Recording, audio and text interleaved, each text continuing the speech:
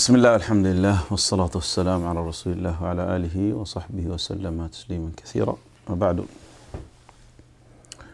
يقول الله سبحانه وتعالى: يا أيها الذين آمنوا إذا قمتم إلى الصلاة فاغسلوا وجوهكم وأيديكم إلى المرافق وامسحوا برؤوسكم وأرجلكم إلى الكعبين وإن كنتم جنبا فاطهروا وإن كنتم مرضى أو على سفر أو جاء أحد منكم من الغائط أو لامستم النساء فلم تجدوا ماء فتيمموا صعيدا طيبا فامسحوا بوجوهكم وأيديكم منه ما يريد الله ليجعل عليكم من حرج ولكن يريد ليطهركم وليتم نعمته عليكم لعلكم تشكرون. This is the ayah of wudu, which by the end of it contains the rulings of Tayammum. And Tayammum, this is the procedure we do in lack of water, or if we cannot use water. In any of those cases, or in both of them, we do Tayammum, and it's a very simple procedure. The word Tayammum itself, Tayammum معناته قصد، من يمم يعني قصد. قصد الشيء. يقول يمم بوجهه يعني قصد. Tayammum means intend, turn to. ويقول يمم الله مغفرتك أو تيمم الله مغفرتك، يعني نرجو أن يقصد الله مغفرتك، هكذا يقولون. وتيمم وجهة كذا يعني اتجه إلى كذا. And intending or going towards something, because you turn towards the dust if there is no water. اتجه إلى التراب لما ما يكون فيه. And Allah subhanahu wa ta'ala said, do this wudu or make the ghusl, perform the washing, if you do not have water for any of them, wudu or ghusl, then do tayammum. And in the ayah and in the authentic narration of Rasulullah sallallahu alaihi wasallam, this is tayammum. You hit the dust or the face of the earth just one time, you blow, wipe the face and the hands, and hands only palms, those here, wipe the hands. Okay, this has been narrated in Bukhari and in Muslim in a wonderful hadith, and I wish to talk about this hadith a little bit, but let's first take the general rulings of Tayammum. Okay, Tayammum for someone who did not find the water, or the water, his water is limited and he needed, like he's in a journey and traveling, and the water he needs it for his drinking or even for his food. So save the water for your needs and then use Tayammum. Do not waste it in making wudu or making ghusl. Or someone who did not find water nearby any place and it's so close, like for example time of Asr and it's about to turn to Maghrib, yes, he is allowed to use the Tayammum. Or water is available but he has some problems or certain problems, he is sick for example, and he cannot use the water. Okay, if that's a cut or an injury, he can grab it and make wudu and then wipe. But if that's like something severe, like a skin disease or something like that, and he cannot use the water, or the water would harm him, it's very, very cold, and he is sick or fearing getting sick, that's also lawful for him to use the Tayammum. And it is for both. يقول التيمم برفع الحدث الأصغر والأكبر. نعم.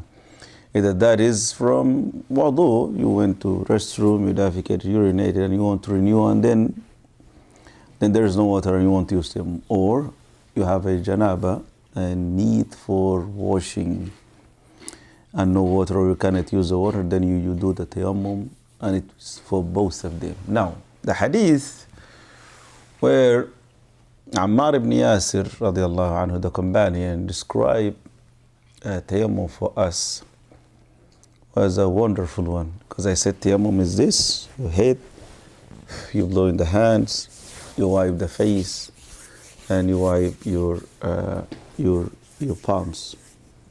Okay? This hadith is narrated in Sahih al-Bukhari and Muslim. That is, a man came to Umar bin Al-Khattab during his time when he was a Khalifa or Amir al-Mu'mineen, and then he asked Umar, I did not find water and I need to perform ghusl, what to do? Umar, till that time, years after the Prophet passed away, years after the ayah in Surah Al-Ma'idah was revealed, which describing the ghusl, the wudu, and the tayammum. Years after that, used to believe tayammum is only to relieve the minor hadith. You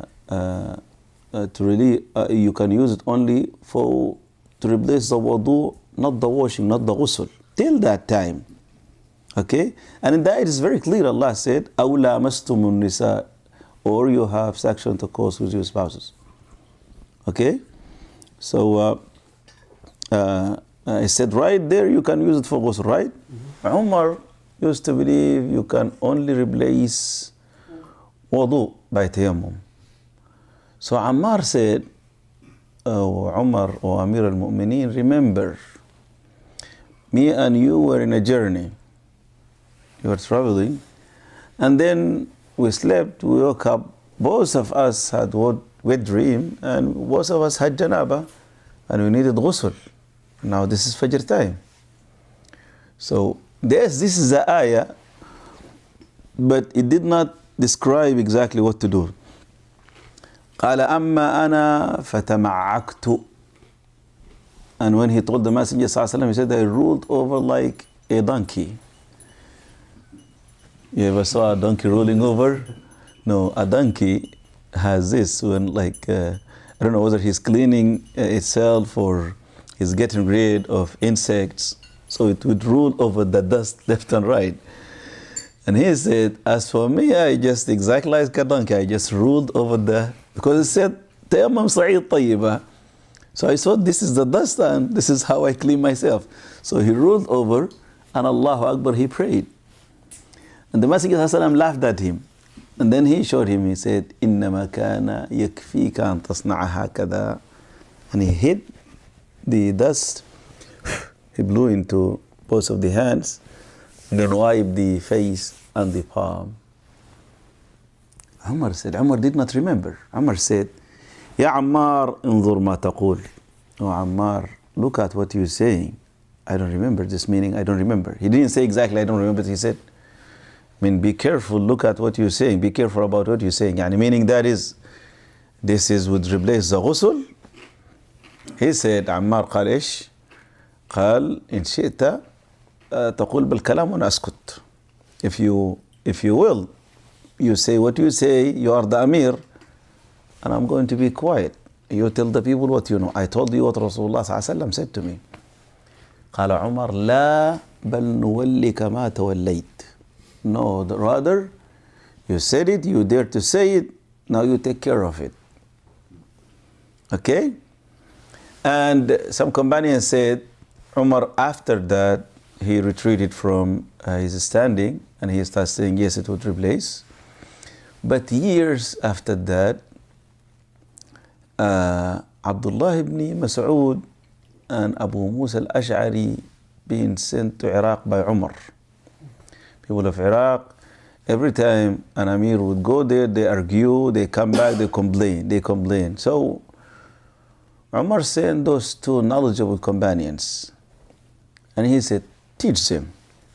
Go teach the people of Iraq those troubles because those people are ignorant. So teach them the deen of Allah, teach them Samaritans, and they done a great job. Abdullah bin Masud and Abu Musa al-Ash'ari. And this debate happened between those two companions, and it's narrated in Sahih al-Imam al-Bukhari. Abdullah ibn Shaqiq said he heard that is Abdullah ibn Masud was still giving away and telling the fatwa of Umar bin Al-Khattab, the old one. That is That is, Tayammum would replace only wudu, not ghusl. And then Abdullah bin Masud Abu Musa al-Ash'ari heard about that. So he went to Abdullah bin Masud and he asked him. Abdullah bin Shaqiq was listening to the debate between them. And then he said, but you know, Ammar bin Yasir said so and so and so for Umar. Meaning, both of them were witnesses and they heard the argument between Umar and between Ammar. And then Umar retreated from, no, he did not, he told Ammar what? You say it. I'm going to back, you say. قال أما سمعت لقول عمار لعمر إنما كان يكفيك. إيش رد عبد الله بن مسعود؟ قال أما ترى أن عمرا لم يقنع بقوله. Didn't you see that Umar wasn't convinced? He wasn't convinced.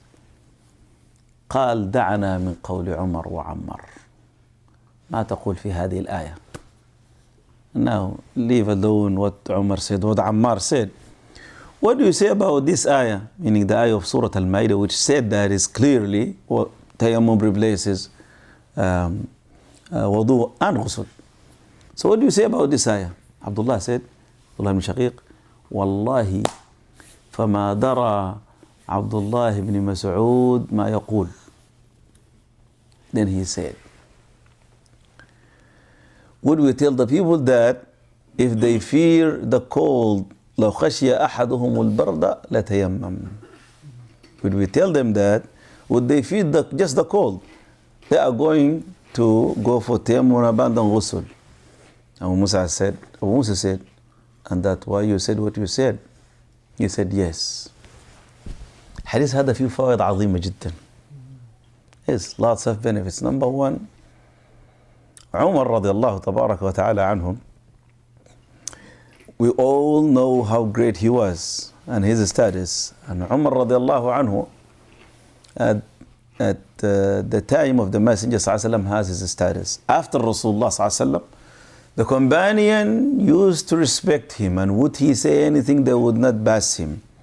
And this is really the stand you have to have from the scholars, the people of knowledge. Okay, give them respect. Okay, and would they say anything, especially when they back that with an evidence, a dalil, do not bash them. And everyone get to have a reference going back to him, especially for us. Little knowledge and limited knowledge and limited amount of evidence, so whether that be from the Quran or the Sunnah of the Messenger ﷺ, and limited understanding. The scholar just made the way short for everyone. He dug into the knowledge, into the ahadith, into the fiqh, and then he brought out the conclusion. So they are well respected, or they should be well respected by us. Okay? And their sayings, meaning we're talking about scholars, those who are speaking the Quran, the Sunnah of the Messenger sallallahu alaihi wasallam, and they reach the level of ijtihad, they can declare their own fatwa. Okay?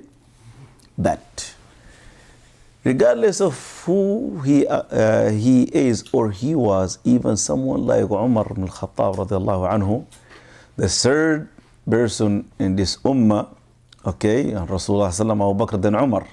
And at his time he was the Amir and the scholar and the Mufti. For the companions he was everything. Okay? Even someone like Umar, things can pass by him, and he easily could forget things or could understand things wrongly because he's a human being. And this is an ayah in Surah Al-Ma'idah, one of the longest surah in the Quran, and the last surah to be revealed. There's argumentation whether it's At-Tawbah or Ma'idah, but one of the last surahs to be revealed, this surah. Okay? And it just passed by him, and a clear ayah right there. Right? More than this, this incident happened particularly about this topic we're talking about, the Tayammum, and it just been wiped totally from his head. He's a human being, okay? So scholars, regardless of who they are human beings, and they forgot, they make mistakes, and sometimes they would have a wrong understanding. But in general, they deserve our respect, and we do not say they are wrong. No, they are right, but possibly, they would have their mistakes, and when that would happen, this is a test from Allah. Now, when you admire someone or something, you love it, your heart follows it or follows him, right? Now, when it comes to the dalil, there is no heart here. Okay? Yes, he is wrong, and this is out of humbleness of your love as the Messenger ﷺ. When you love someone, do not love him to the extreme. When you hate someone, do not hate him to the extreme. And even the Messenger ﷺ in this hadith, he said, احبب حبيبك هونا ما فعسى يكون عدوك أو بغيضك يوما ما وابغض بغيضك هونا ما فعسى أن يكون حبيبك يوما. This is serious, okay? When you love someone, love him somehow. When he makes a mistake, you are ready to say, yeah, that's wrong. Okay, well, I'm sorry, that's wrong. Okay, maybe he would turn around, no, you get to follow me. Now, I should not love you for that, rather I should hate you for that. And this is exactly what the Messenger ﷺ said, love someone somehow because he may turn to an enemy. And it's not your choice. You're going against Allah and His Messenger, then you should take him as an enemy. Okay? So, Umar radiallahu anhu has that great status. And look at Abdullah bin Masud. Abdullah himself wasn't any person. Messenger ﷺ said, you want to take the Quran as it being revealed, meaning to the Messenger ﷺ. You want to hear it as it came from Allah subhanahu wa ta'ala. Listen to Abdullah bin Masud. Right? Abdullah bin Masud, yes, he knows the ayah. He memorized the entire Quran. He knows this ayah. He knows the tafsir of the ayah. But look, he said, Umar said something else. And Ammar reminded him, yeah, but Umar wasn't convinced. Yes, Abdullah bin Masud was mistaken, but look at the honor Umar had at the hearts of the companions of the Messenger ﷺ. Believe it, this is one major reason Allah holds the companions, all of them together, hold their deen and hold them from fitna because of things like that. How they used to respect their scholars, their rulers. Okay? How they used to respect them, and even when they make mistakes or go wrong, how they would deal with them, how they would treat them. And this is very serious, and one of the things this ummah lacks, what to do and how to deal with someone when he is going wrong, when he argues with him, when they are parting opinion-wise, okay? And when someone going against a dalil, an evidence, how you treat him, how you deal with him, okay? This is, you go back to the how the companion dealt with that. This is really wonderful, okay? So قال ألم تقنع بقول عمر. And look, Abu Musa Ash'ari were way later behind Abdullah ibn Masud. Abu Musa Ash'ari from Yemen, and they migrated late from Yemen to Medina. Abdullah ibn Masud was of السابقين الأولين.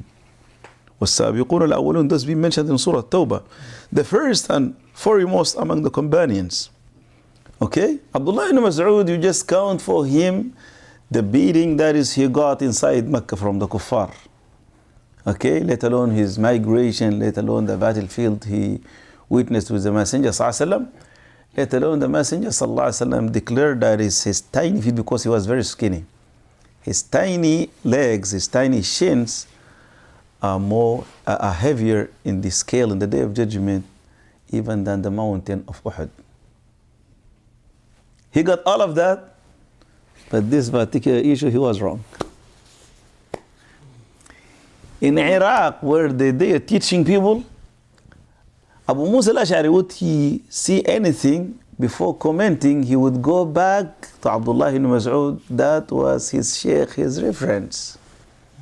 And the hadith of those people who were in the masjid in Iraq, and they were using the pebbles, the stones, to count the tasbih, and they were sitting in circles, okay? And this is an evidence that scholars would use, using other than your fingers, using a bayt, that's a bid'ah.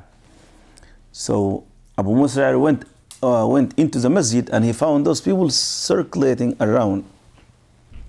They have circles in the masjid here and there, and everyone has pebbles in front of him. And each single circle had a head, and this head would tell them, say Subhanallah 100 times, and they would say Subhanallah, Subhanallah, Subhanallah. Say Alhamdulillah 100 times, and they would do Alhamdulillah, Alhamdulillah, counting. So he looked, he did not comment. He went back to his reference, Abdullah bin Masud. Then Abdullah bin Masud rushed towards the masjid, and he said, what you told him? He said nothing. He said, catch them, they are lost, they are gone. And he rushed towards the masjid, and he kicked away. As soon as he entered the masjid, he kicked the pebbles with his foot, and he told them, you are going astray, or you are opening a gate of innovation of bid'ah. You are gone astray. And then he talked to them strongly and harshly about the innovation that they're doing. The companions are around, and instead of you asking for knowledge, you just innovate in your own ways. The point is that Abu Musa did not say anything. He went back to him. But here, this is an ayah, this is the hadith of Rasulullah sallallahu alaihi wasallam, and you're following an opinion. So this is wrong. Even your own sheikh, when he makes a mistake, and you know the hadith, no, stop sheikh, this is the hadith, this is the ayah, humbly you come back to them. Okay? Now, Abdullah bin Masud, other than that, Umar wasn't convinced what he said. If we tell them this, they are going to take it and misunderstand it. And one of them would fear the cold, and he would not make wudu, right? Now, if you fear the cold, here, mashallah, it's very comfortable, like the heating in the houses, the hot water in the tap. But back home, especially those days, you would be shaking before even turning the water tap, and it's almost freezing coming down there. And sometimes like azan or the iqamah there, you don't have time to take the water and boil it or warm it, and then you take the bath or make the wudu. So you have to hurry up. So if you need, and you are fearing the cold because you take a bath that time and you walk outside at that cold air or that windy weather, you definitely you are sick, right? So I'm fearing the cold. Am I allowed to make tayammum? The answer is yes. Regardless of what Abdullah bin Masud said, yes, he was fearing that. He was fearing people would exaggerate. But if you fear, that's what the scholar said, if you are sick or fear getting sick. The companion was traveling, and he had an injury over his head, right? اللي في السرية. And he woke up with janaba too. He needed a ghusl. So he said, what to do? I have this huge cut on my head, this wound, and I cannot use the water. قالوا إيش؟ قالوا لا نرى لك سبيل، ما عندك سبيل. You have to do, no way, you have to wash. He washed himself, okay, and he got very sick because the water went into the wound, okay, he got the infection and he died. What Rasulullah ﷺ said, قال قتلهم الله ألا سئلوا حين جهلوا فإنما شفاء العي السؤال. العي عن الجاهل. They killed him. May Allah kill them. Why don't they ask when they did not know? Indeed, the cure for the ignorant is asking. The cure for ignorance is asking. You ask, you get knowledge. So he was fearing to get sick, and he was fearing for this. Should we try it? Try it. You may or may not. If you got sick, then stop. No, maybe it is too late like this one. So if you're fearing not only death, but fearing getting sick, yes, you are allowed to perform tayammum. Now, there's a very important point. Tayammum is Allah subhanahu wa ta'ala legislated tayammum for us, and He showed us the wisdom in Surah, by the end of this ayah in Surah Al-Ma'idah, مَا يُرِيدُ اللَّهُ لِيَجْعَلَ عَلَيْكُم مِّنْ حَرَجٍ. Allah doesn't want to make things difficult for you. Allah wants to make things easy for you. So التيمم لرفع الحرج. Tayammum is to relieve the difficulty and to make more ease for us. Okay? Now tell me, what the people doing right now, is that ease or not? Some of them said the tayammum is only with the dirt. Do not use stones, do not use pebbles, do not. Others, when they said it is dirt, soil, sand is not dirt, so do not use. كأنه بس قرأوا الجزء هذا والجزء بتاع ما يريد الله ليجعل عليكم من حرج وما قرأوا هذا ولا شافوا ولا ربنا أنزلوا. It's like Allah subhanahu wa ta'ala never revealed that is the ending of the ayahs. Allah subhanahu wa ta'ala intend to make ease for you. And this tayammum mainly to relieve difficulty and to make ease for you. It's very clear, right? So they went on and on to make things as difficult and as hard as they can. Okay? طيب. The Messenger ﷺ was passing in the roads of Medina, and a companion said salam to the Messenger ﷺ. The Messenger ﷺ did not answer right away, rather he turned to the wall, he hit the wall, he wiped his face and his palms. And then he said assalamu alaikum. Then he explained to the companion, I wasn't in a state of wudu, and I hate to mention the name of Allah while I'm not in a state of wudu. Okay? So what he did tayammum. Now, would he knock the door behind that wall or ask those people that would give him water right there, right? So water was available, but he used tayammum because it's needed for this, right? And his tayammum is valid. Now, can he go and pray with that tayammum? The answer is no, unless there is no water around. But quickly he needed to be in a state of tahara. That's what he did. Okay? Let's imagine that somebody is sick. Okay? And should we carry some stones for him, wipe your hands and face, or should we carry the dust for him? The answer is no. When they said it's only the soil,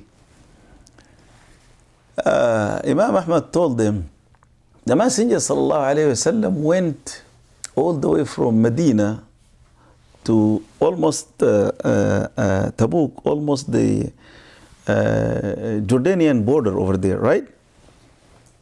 And it's almost a distance of walking for a month, right? He said, did he carry any loads of dirt with him? Or he just used the sand over there? Okay, the other thing, the soil of Medina, they call it sabikha. Sabikha, السبخة الأرض المالحة. The salty soil. Okay? They restricted sand, they restricted anything other than the regular soil, the dirt. They told them, well, there is salt here. Are you allowed? The scholar said, wait a minute. Rasulullah used to live here, right? And he hid the dust over here, right? And Allah said, this is the earth. Wait. The Messenger ﷺ said, جُعِلَتْ لِيَ الْأَرْض مَسْجِدًا وَطَهُورًا. The whole earth, whether that you are in a field, you are in a mountain, for me, Is a masjid I can pray, and tahura I can have the tahara, meaning the wudu or the tayammum from right here. There's water, I do wudu, and Allah Akbar, I don't have to go to a masjid or a temple or a church. Anywhere, Allahu Akbar, I face Qibla. I don't have to look for a particular place of ibadah. If it is nearby, good for you, go and perform your ibadah in the masjid. If not, then where you are. You don't have water, wudu. Just make tayammum and do it and pray, right?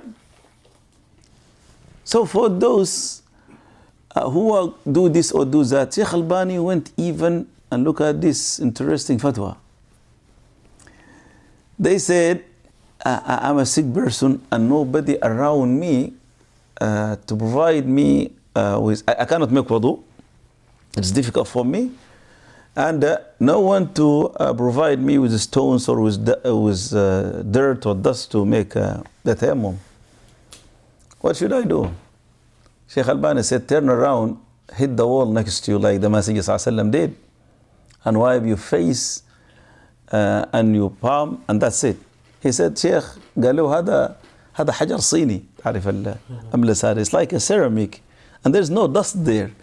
Sheikh said, and should you be dusty? Then you should rub your face on the dust. شيل التراب. No, even this little dirt which hangs over your hands, what you do to it? You blow it away, right? So it is not to dust your face. It's just this motion, right? Right? And you turn around, you hit the wall exactly like the Messenger ﷺ did. He turned around and he hit the wall and wiped, right? He said, Sheikh Albani himself, if he cannot even turn, he is so sick he cannot turn. قال يعمل ايش؟ قال حديد السرير اللي حوالينه، حديد السرير يمسح عليه يدينه ويمسح وجهه ويدينه. That's it. He said the metal on the sides of the bed, wipe your hands over there and then wipe face and wipe your hands. ليه؟ قال الله يقول لا يكلف الله نفسا إلا وسعها. In Islam, you are, the obligation over you is upon your ability. You are able to do it. Whatever you can do it, then do it. They took a base from that. قالوا إيش؟ المعجوز عنه في حكم المعدوم. المعجوز أنت عاجز عن أداء شيء كأن الله عز وجل لم يفرضه عليك. If you are unable to do anything, it's like Allah never obligated that thing over you. Okay? A sick person who cannot fast. Okay, no fast, turn to something else. Okay? Feed a miskin. Oh, I cannot fast and I'm poor, I'm desperate. There is nothing over you. It's like fasting never been obligated over you. You especially. Okay? So when things goes tight and difficult, obligation goes ease. This is the deen of Islam. And this is a major understanding of that. Ibn Hajar al-Asqalani rahimahullah, he driven lots of benefits from the hadith of Abu Musa al-Ash'ari and Abdullah bin Masud radiyallahu tabaraka wa ta'ala anhuma, hadith Ammar bin Yasir and Umar bin Al-Khattab radiyallahu anhu. And really, some hadiths, they look simple, like they are in chapter of wudu or chapter of tayammum, but they do have great benefits. Yes, we respect the scholars, we love the scholars, but we should remember all the time they are human beings like us, and none is perfect except for Allah and His Messenger sallallahu alaihi wasallam. Okay, and as long as the scholar telling us the evidence, the hadith from the Quran and the Sunnah, he is absolutely right. When he's telling us his own opinion, then we should say yes, may and may not. Okay. Sheikh, بالنسبة للتيمم, according for tayammum, if somebody is about to miss the salah, if they go do wudu, the water is too far, whatever it is, can they do the tayammum, or because water is available? Yeah, I need to mean because of the time. Can I do tayammum? Yes. But what if it's like dhuhr and you're about to miss dhuhr and then asr? You shouldn't make... Zuhr and asr not a problem. Zuhr and asr not a problem. the problem, because like you can combine Zuhr and Asr, and this is a necessity. And Rasulullah combined the prayers, and he was resident, he wasn't traveling, because of a necessity. So Dhuhr and Asr, Maghrib and Isha, no problem, combine them and pray them together, inshallah ta'ala, no problem. But the thing is that is the question. This is the Jama'ah. And I'm going to miss the Jama'ah. Should I make tayammum and join the Jama'ah, or go look for water and I'm going to miss the Jama'ah? هذا خلاف ما بين العلماء. بعضهم يقول الجماعة أولى، وأدرك بعضهم يقول لا ما تستطيع لابد أنك، وهذه آراء علماء. This is just opinion of the scholars. You take whatever you think is closer to the Sunnah.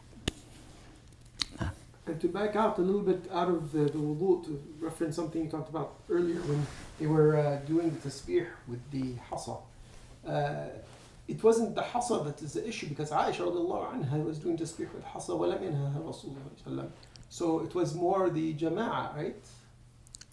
Hadith of Aisha radiallahu anha was using the pebble. It wasn't first Aisha.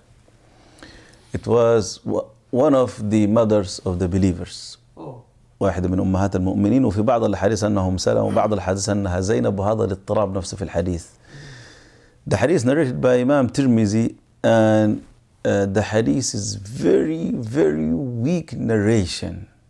ولما يكون ضعيف جدا، الضعيف ممكن يقبل التحسين، والضعيف نفسه ما بياخذ به في الأحكام، لكن ممكن يقبل التحسين. هذا ما في له أي سبيل يكون حسن. This is a very weak narration. Yeah, some people driven from that, because Rasulullah passed by this mother of the believer, one of his wives, and she was using pebbles, and he said, better for you to use your fingers. Okay? And they said, would that be haram or bid'ah? Or he would tell her, no, don't do it. But rather he said, it's better to do this. Right? But they're building this ruling up on very weak narration. So yes, it is the pebbles. Yes, it is the way that they were doing circulating in Jama'ah. And some of them would command them do this and do that. They had many bid'ahs. And by the way, the narrator of the hadith of Abdullah bin Masud, when he went there and he kicked the pebbles, he said, والله لقد رأيتهم يقاتلوننا يوم النهروان. By Allah, I saw them fighting us the day of Nahrawan. What is the day of Nahrawan? That is a major battlefield in Islam. And it was between Ali ibn Abi Talib radiallahu anhu, the companions from the side, the Khawarij, the renegades from the other side. Muslims fighting Muslims. I said, this is one of the major battlefields in Islam. Why? One of the things is that this was a distinction between the correct methodology, the correct understanding the Sahaba were up on, and those innovators, even those innovators were huffaz. Most of them used to memorize the Quran. At night time, they were not sleeping. They were the whole night doing Qiyam al-Layl and reciting Quran. And when the companions came closer to the camp, they were very worried. And they start asking Ali radiallahu anhu, how come we kill such people? They heard like the buzz of the bees. ايش بيعملوا؟ They were reciting Quran and reading. And most of them were in a state of prayers. And then you look at the face of one of them, his forehead like the knee of a camel. Out of frequent sujood they were doing. So they said, how come we kill such a person? Ali radiallahu anhu said, wait. By Fajr time, they found a traveling family, Muslims. They slaughtered them all. He said, look at them right there. They used to recite Quran at night time, daytime they're shedding the blood of the Muslimin. Okay? The other thing, was a great prophecy of the Messenger ﷺ.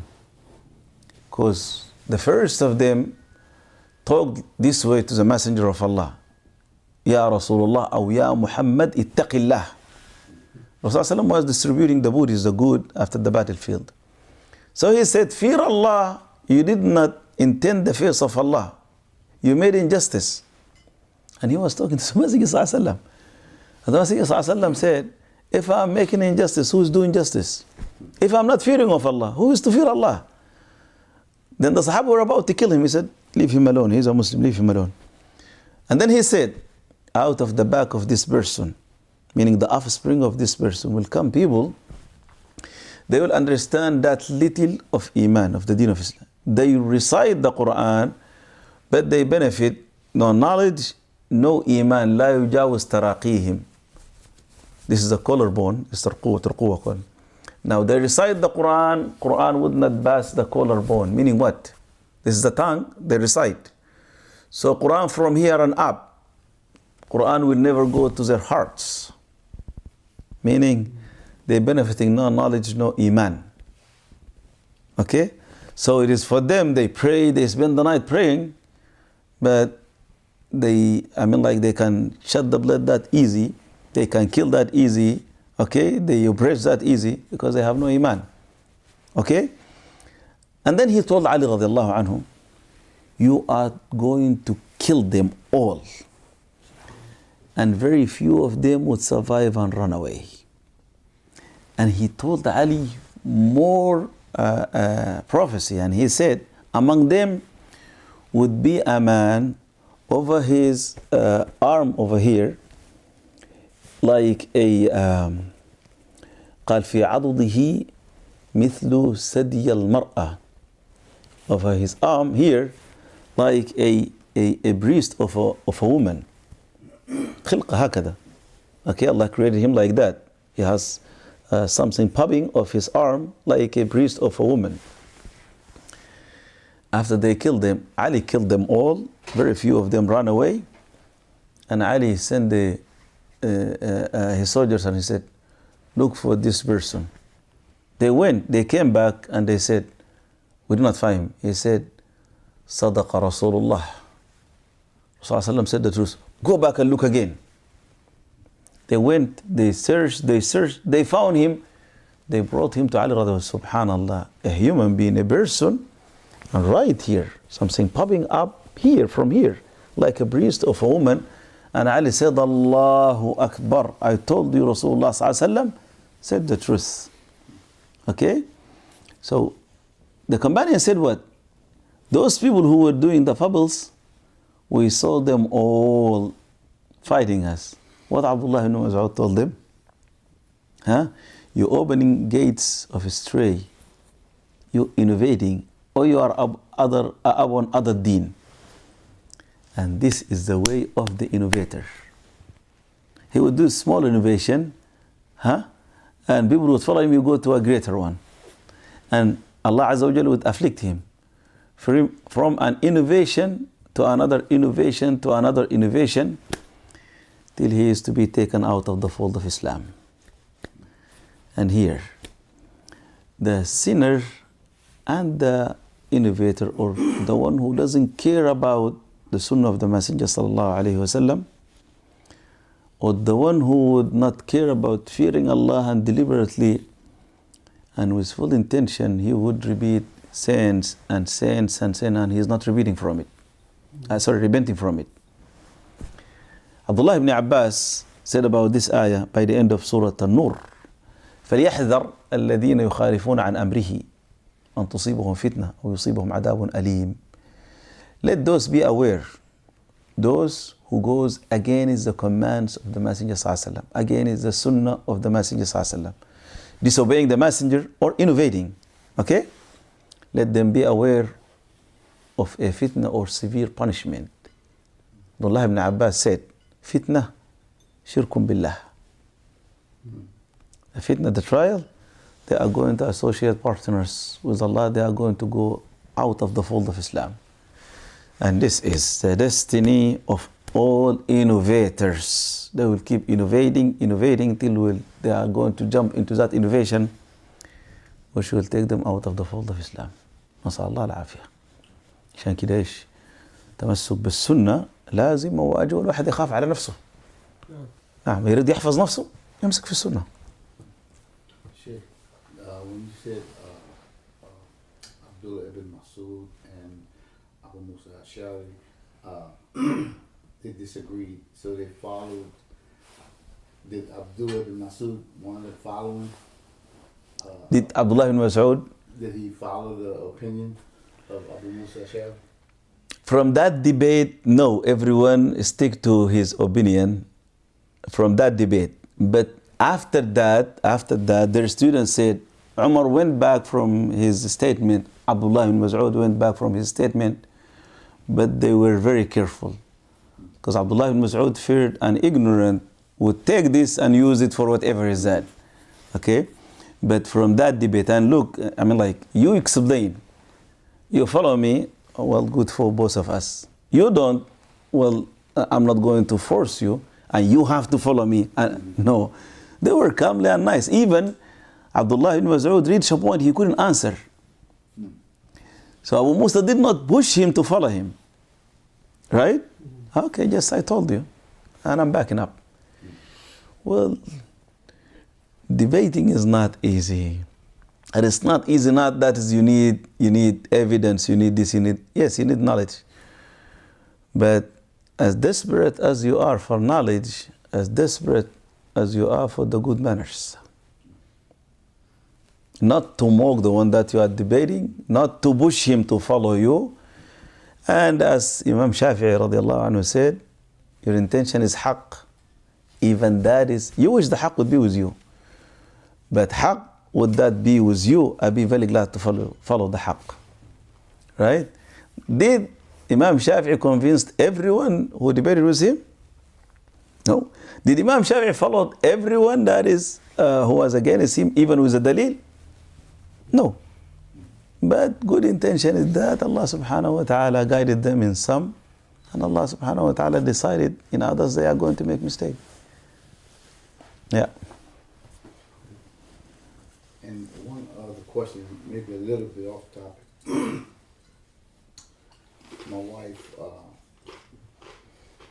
she can pray, but she can't make out for a long time. She was using the chair when it comes to sajda. Okay. This. But one sheikh told me that you can use the head like this for sujood, and that's better because he said in the masjid that the lines with the chairs, you know, whether the chair is up, whether the chair is back, whether the brother is standing in the line or the chair is in line on the. So maybe you can shed some light. Jazakallah khair. Jazakallah khair for this question. Now, someone cannot make sujood, or let's say ruku'. Someone is sick and he cannot make ruku' or sujood, and he's praying while sitting down. Okay? The Messenger sallallahu alaihi wasallam told us, and it's not because of the lines or this, no. He told us that is, if we make in salat and we cannot do ruku' or sujood, that's what we get to do for ruku' and sujood. يُومِئْ بِرَأْسِهِ إِيمَاءً. He just nodded his head. I'm moving only his head, not the back. No, this is wrong. Okay? Tilting the back and going like, no, that's here. Use your head. This is ruku'. And this is sujood. And make the sujood lower than the ruku'. So you are doing the salat like this, and you go in this for ruku'. Allahu Akbar. Subhan Rabbi al-Azim. Subhan Rabbi al-Azim. Subhan Rabbi al-Azim. سمع الله لمن حمده ربنا ولك الحمد حمدا كثيرا طيبا مباركا فيه الله أكبر سبحان ربي الأعلى سبحان ربي. You can place your hands here. Okay? سبحان ربي الأعلى سبحان ربي الأعلى الله أكبر. Okay? So only nod with the head. This is for ruku' and this is for sujood. That's it. So okay? If she's able to stand though, should she stand the whole? No, she can sit down for ruku' and for sujood. She can sit down for ruku' and sujood. Standing, yes, she stands. If she is able to stand, stand for while she's reciting. She stands for recitation and then go for ruku', sit down, and Allahu Akbar. She doesn't have to be standing. Okay, and sujood, same thing. Allahu Akbar, and doing the sujood. She wants to do as much as possible because, you know, with the hadith, like you mentioned. Yeah, but that's fine, but this has no dalil. No, I mean standing doing the ruku'. No, that's not like standing during ruku' and sujood. First, when we do ruku' regularly, we do not stand. No, this is what I'm saying. Well, she does. She can do ruku'. She does this. Allahu Akbar, yes. Okay, when it comes to ruku, she does this. Good, yes. But when it comes to sajda, She does cannot. she have to sit down, or can she just do this? She can. She can stand. Whatever comfort for her. Okay. Okay, whatever comfort for her. If that's comfortable to be standing, let her to do it like that. Okay. If she can sit, because like for some people sitting and standing, that's another problem. Mm-hmm. No, the thing is whatever Whatever's easy. comfortable position, she get to do it inshallah ta'ala. Yeah. بالنسبة للمسبحة, I just looked it up because الشيخ عثيمين he said أن لم يرى بدعة ولكن الأحسن الترك. شيخ عثيمين، شيخ ابن باز سألوا الشيخ اللحيدان وهو من كبار العلماء، وفي حياة الشيخ ابن باز قال فليعدوا بها ذنوبهم إن شاءوا فإني أضمن الله يضيع الله حسناتهم. Okay, if they wish, let them to count their sins, because I guarantee for them Allah would not let go for their good deeds. Okay, why they are using the misbah? Even all the Rasul did not do it. That's number one. Okay, number two, all the ahadith are about those fingers. Okay, all of the hadith are about those. Okay, why we say it is do it because it is ease. Now, why they doing it? They cannot count. Sheikh Albani said, give one of them $1,000 in dollars. واحد. In single note, $1. He is going to count that perfect. And it's difficult for him to count to 33. Rasulullah ﷺ was an illiterate, right? But he could do them 33. Right? If they want to do them. Yes, Sheikh Ibn Baz said, Sheikh Uthaymeen said, yes, that's their opinion, may Allah forgive them. But we believe that is the correct opinion is that's an innovation. Now. سبحانك اللهم وبحمدك اشهد ان لا اله الا انت استغفرك واتوب اليك.